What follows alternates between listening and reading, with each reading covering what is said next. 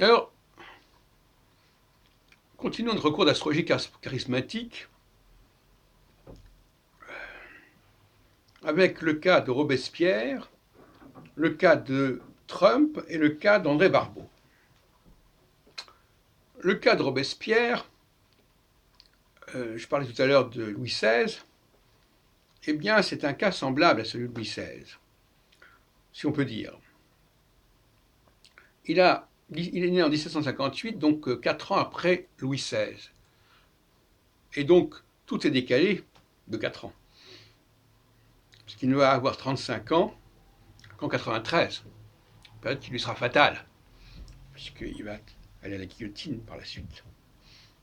Et à 30 ans,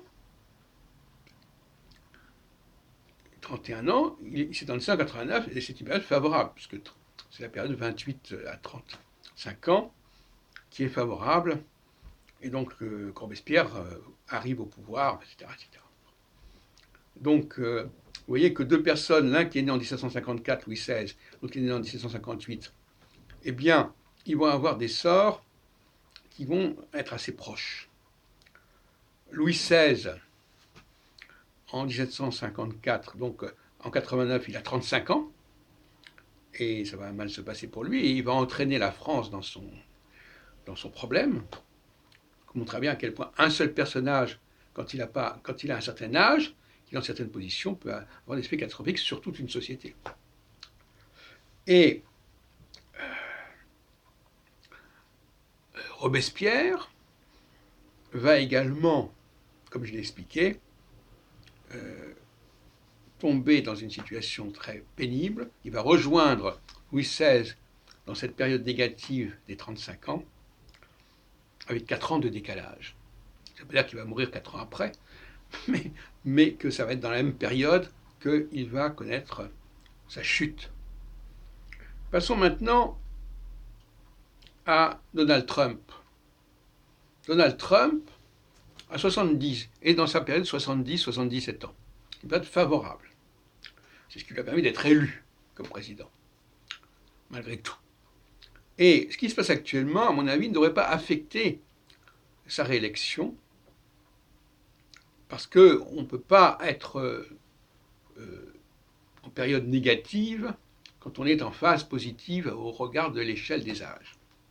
En revanche, son adversaire, qu'il a dans sa ligne de mire, dans son collimateur, Joe Biden, lui, il a 77 ans. Et 77 ans, c'est une très mauvaise période, c'est ce qu'a connu De Gaulle en 68, puisqu'il est né en 1890, et pas besoin de commenter plus loin. Alors arrivons-en à André Barbeau, personnage qui n'est connu que dans le milieu astrologique, enfin qui est quand même assez connu. Il est né en 1921. Et donc, à 70 ans, on arrive à 1991, 1989, 90, 91. Et c'est effectivement une période très favorable pour lui, puisque il vient d'y avoir la chute du mur de Berlin en décembre 1989, et qu'il avait annoncé des événements graves pour la Russie dès les années 1953, c'est-à-dire 36 ans plus tôt, avec le cycle Saturne-Neptune.